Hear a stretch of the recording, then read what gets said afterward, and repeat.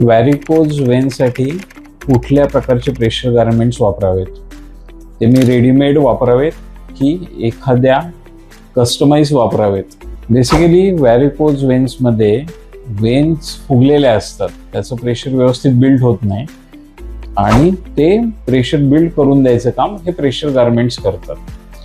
जर तुम्हाला स्पायडर निवे असतील, म्हणजे सुरुवातीची स्टेज असेल व्हॅरिकोज वेनची, तर ग्रेड 1 प्रेशर स्टॉकिंग्स तुम्हाला वापरायचे.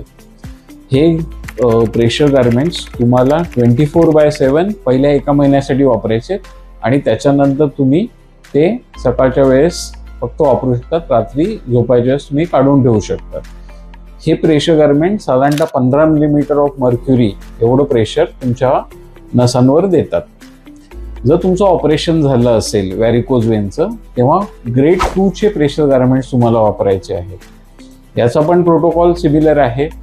तुम्हाला 1 महिन्यासाठी कंटिन्युअस 24/7 हे वापरायचे आणि नेक्स्ट मंथ पासून तुम्ही फक्त सकाळी वापरू शकता. हे जे प्रेशर गारमेंट असतात ते साधारणतः 15 ते 30 मिलीमीटर ऑफ मर्क्युरी एवढं प्रेशर तुमच्या नसांवर देतात.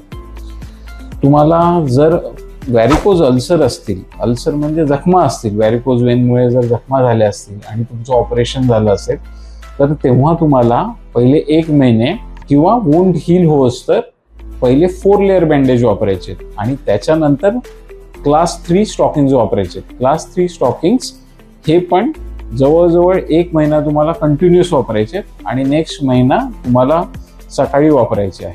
असं केलं तर तुमचे व्हॅरिकोज वेन हा जो डिसीज आहे तो लवकरात लवकर बरा होण्याचे चान्सेस आहेत. थँक्यू.